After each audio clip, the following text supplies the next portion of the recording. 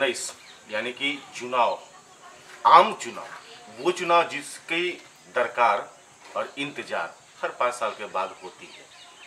और लोकतंत्र है, विश्व का सबसे बड़ा भारत और उसका इलाका है, तो कहीं न कहीं चर्चा बढ़ चुकी है कि इस बार कौन, और इस बार कौन में हम जब तलाशने निकलते हैं तो कई ऐसे नए चेहरे नजर आते हैं जहां सोचना पड़ता है कि आखिरकार कहीं न कहीं इन चेहरों की दरकार इसलिए थी कि अनुभव और युवापन थी, इन सब के मिश्रण के बाद कुछ खास निकल के आता है, और जिसका डिमांड हर बार चुनाव में होता है एक प्रतिनिधि के तौर पे। और ऐसे ही एक प्रतिनिधि का खुद को विकल्प के तौर पे पेश करने वाले हम बात कर रहे हैं राष्ट्रीय सड़क सुरक्षा परिषद के सदस्य सह भाजपा के ऐसे कद्दावर नेता जिन्होंने झारखंड से निकलकर अपनी पहचान तो बनाई ही, और उसके अलावा उनकी अगर सादगी या बेबाकी पर हम बात करें तो हमेशा हम आपको कैपिटल न्यूज के दर्शकों को दिखाते रहते हैं, क्योंकि वो रविंद्र तिवारी हैं। रविंद्रनाथ तिवारी से आइए हम बात करते हैं कि आखिरकार क्यों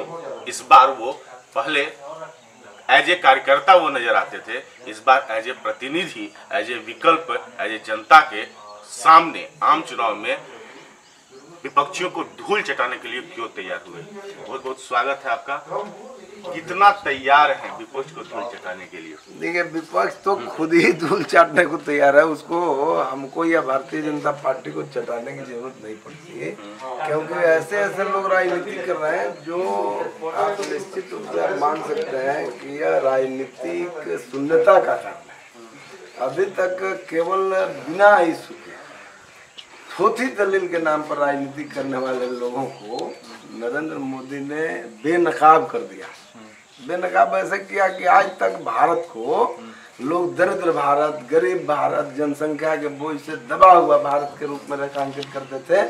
आज पहली बार दुनिया में यह स्थापित है कि ये दबा हुआ भारत नहीं है, यह पुराना समृद्ध भारत था, समृद्ध भारत है और समृद्ध भारत ही है। सही मायने में जो बताया जाता था ऐसा नहीं है, ये नरेंद्र मोदी के नेतृत्व का ही परिवर्तन है। आज दूसरा परिवर्तन आप देखिए कि विभिन्न धाराओं में बटे हुए, कुनबे में बटे हुए लोग जो अपने जाति परिवार से बाहर, उनकी राजनीति नहीं चलती, लेकिन केवल एक मुद्दे पर एक है कि हमें नरेंद्र मोदी को हराना है। अब खुद क्यों जीतना ये भी नहीं बता पाते। ये बहुत बड़ा परिवर्तन है। आप क्यों जीतना चाहते हैं? देखिए, मैं इसलिए आया, अब बात चुकी हो गई तो बोलना चाहिए जी।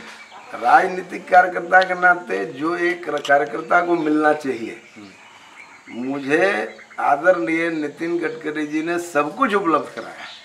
मुझे अब व्यक्तिगत कोई पहचान की जरूरत नहीं है, लेकिन जिस क्षेत्र में हम हैं, जिस क्षेत्र में हम पले बड़े हैं, जिसने हमें कहीं कुछ बनने लायक बनाया, जब उसको देखता हूँ तो सोने की चिड़िया भारत हो और उसमें हमारा पलामू न हो, गढ़वा न हो, चतरा न हो, हमारा झारखंड न हो, तो इस सोने की चिड़िया में हमारा भी क्षेत्र हो, यह पिछड़ा पलामू, पिछड़ा चतरा न हो। क्यों?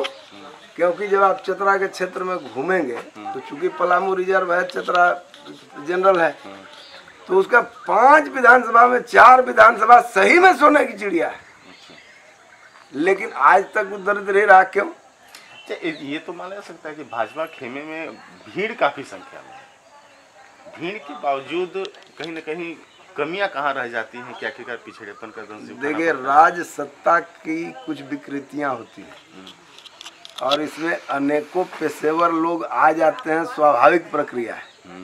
इसमें साधक तपस्या हमेशा सफर करते हैं जो तपस्वी होते हैं, लेकिन रिजल्ट उन्हीं के पास होता है, रिजल्ट वही देता है। और इतिहास गवाह है कि क्रंदन से ही स्वर व्यंजन भी निकलता है जी। बिना क्रंदन के स्वर व्यंजन नहीं निकलता है, ये आमतौर पे समझने। और ये भाषाएं जो आप सुन रहे हैं, इसे भाजपाई के कहिए या संघीय पद्धति की बौद्धिक क्षमता कहिए, इन सब का मिश्रण ही कहीं ना कहीं इनकी दरकार बढ़ जाती है। और ये कभी न कभी कहा जा सकता है कि पलामू हो, चतरा हो, इनका यहाँ की तासीर, यहाँ का मिजाज कुछ ऐसा ही है जिसे लोग पसंद करते हैं, और यही वजह है कि यहाँ पे हमेशा से इसका असर रहा है। अब सीधी सी बात समझने की, आप ब्राह्मण जाति से हैं, कहीं ना कहीं जाति फैक्टर काम करता है। अगर पलामू के वासियों को देखें तो एक बड़ी विडंबना है कि यहाँ हमेशा से आरक्षित सीट रहा है, तो जो बाकी तमाम के लिए लड़ने का अगर ऑप्शन बनता है तो वो चतरा ही बनता है। अगर दिल्ली जाना है तो, रांची नहीं जाना है तो ये बात अलग है, लेकिन दिल्ली जाना है तो आपके पास एक ही ऑप्शन बनता है, चतरा। ऐसे में चतरा में भीड़ भी बढ़ जाती है। क्या लगता है, रविंद्र तिवारी टिक पाएंगे, भाजपा का टिकट ले पाएंगे? क्योंकि मेन तो शुरुआत तो यहीं से मुद्दा बनता है, क्योंकि लोग तो इंतजार करते हैं। देखिए, ऐसा है कि चुनाव जीतने के लिए टिकट एक साधन या माध्यम बनता है, लेकिन वही केवल माध्यम होता है, यह भी एक मिथक है। हाँ, ये भी क्षेत्र की जरूरतें बड़ी महत्वपूर्ण होती हैं, और कोई भी राष्ट्रीय नेतृत्व मुझे नहीं लगता कि इतनी गलती दोहराएगा कि वह क्षेत्र को ही छोड़ जाएगा। और अभी तक दुर्भाग्य से चतरा के साथ होता रहा है। हमें लोगों ने बताया कि आजादी के बाद से कभी चतरा को समझने वाले, चतरा को जानने वाले एक प्रतिनिधि किसी दल ने नहीं दिया। आज अपमान आप ये भी तो है कि आपके, पहला तो आपके दल के हैं, दूसरा है कि कहीं ना कहीं एक डिमांड की बात करें तो भारतीय जनता पार्टी जितने भी कैंडिडेट को उतारती है, उन कैंडिडेट में कहीं ना कहीं अब दरकार है कि हाँ लोकल स्तर के लोग आए, कहीं ना कहीं वैसे लोग आए जो समझते हो चतरा को। देखिए, चतरा के लिए मैंने भी जब दावेदारी रखा तो केवल इसीलिए रखा कि हम लोगों को या किसी को भी सामाजिक कार्यकर्ता को समाज के प्रति उत्तरदायी होना चाहिए। जब कुछ योजनाएं ऐसी आई, जैसे मंडल की बात हम करें, तो मैं मानता हूं कि मंडल जरूरत है, वैसी परियोजनाओं की राष्ट्र में जरूरत है, समाज में जरूरत है। लेकिन जब आप एक क्षेत्र का प्रतिनिधित्व करते हो तो आपकी प्राथमिकता आपकी क्षेत्र होनी चाहिए। बिल्कुल। यहाँ पर हमें कचोट गया कि हमारे क्षेत्रीय प्रतिनिधि को क्षेत्र का दायित्व नहीं समझ में आया। ठीक है कि राष्ट्रीय दायित्व है, लेकिन मैंने कहा कि कोई भी राष्ट्र समृद्ध हो और उसमें अगर हमारा गांव न हो, समाज न हो, हमारा क्षेत्र न हो, तो यह विकास बेमानी होती है। इसको जोड़ने के लिए ही मैंने अपने को प्रतिनिधि के रूप में आगे लाया, वरना एक निर्वाचित प्रतिनिधि को जो हासिल होता है उससे बिना चुनाव लड़े हुए मुझे बहुत कुछ हासिल है। और रही बात पार्टी की, तो पार्टी में सीधा केंद्र तय नहीं करता, उसके एक सिस्टम है।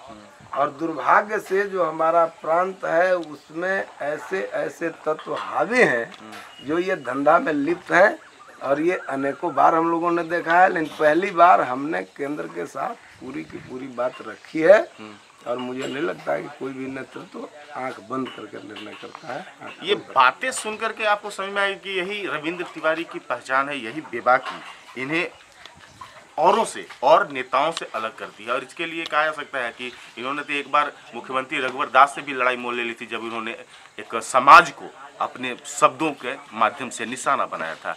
ऐसे में रविंद्र तिवारी की बातों को समझना बिल्कुल आसान है, क्योंकि उन्होंने स्पष्ट कह दिया है नेतृत्व को समझना होगा, क्योंकि नेतृत्व सिर्फ और सिर्फ अपने हित के बारे में सोचे तो अच्छा नहीं, क्षेत्र हित को लेकर चले तो ये बहुत बड़ी बात है। अंतिम, क्योंकि जो अहम खास है, सड़क सुरक्षा सब परिषद में आप हैं, सड़क सुरक्षा को लेकर के क्या खास इस बार, क्योंकि कहीं ना कहीं चर्चा है कि अब जो दुर्घटनाएं बढ़ती जा रही थी, उनके आंकड़े अब थोड़े कम होते जा रहे हैं। आप लोगों की सक्रियता की वजह से कहीं ना कहीं खास क्या लगता है कि इन सब चीज़ का भी फायदा मिलेगा चुनाव में?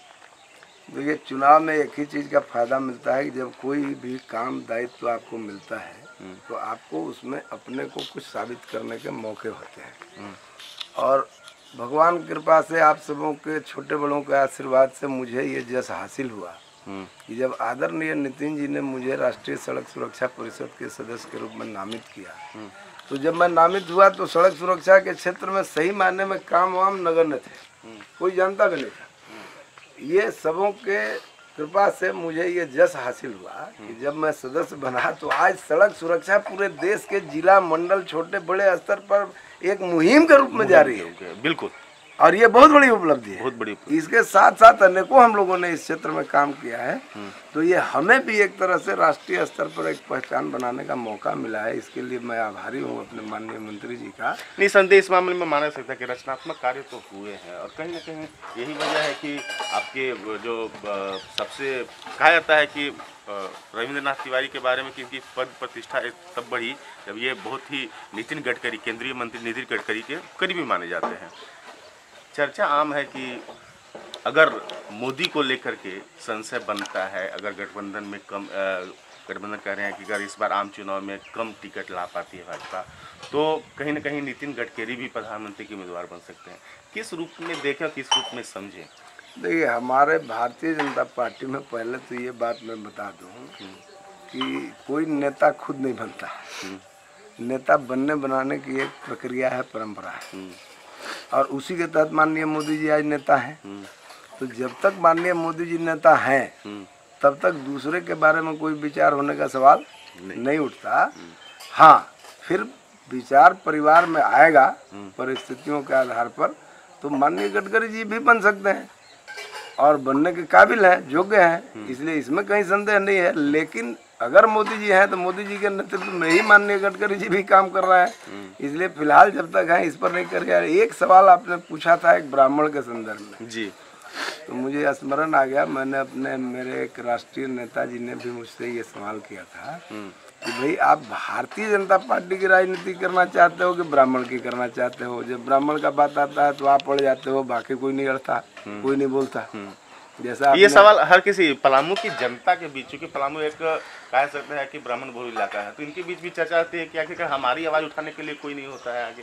तो मैंने उनसे आग्रह पूर्वक कहा, हमने कहा कि जब भारतीय जनता पार्टी हिंदूवाद के नींव पर खड़ी है और हिंदुत्व का नींव ब्राह्मणों पर खड़ा है, ब्राह्मण जन्मना बाबा होता है, बाकी लोग बाद में उनका बच्चे की शादी होगी, फिर उसका बच्चा होगा तो बाबा होंगे, और बाबा जन्मना ब्राह्मण है।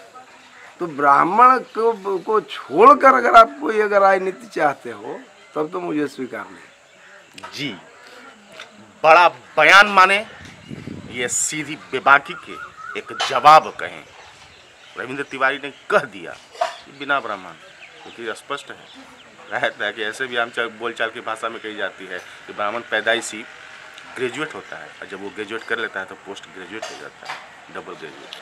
तो ये बातें समझने की है, क्योंकि ये राजनीति है और राजनीति में कहीं ना कहीं दरकार है, और दरकार में एक नाम उभर के आता है, वो नाम है रविंद्रनाथ तिवारी। राष्ट्रीय सड़क सुरक्षा परिषद में सदस्य तो हैं ही, और इस बार चतरा लोकसभा से अपना भाग्य आजमाने के मूड में है, और दौरा भी तेज है। उनके सभी हर एक खास बातों को चतरा के लोकसभा की जनता और पलामू की जनता को जरूर हम बताएंगे। देखते रहिए कैपिटल न्यूज। एपी लकी का नमस्कार।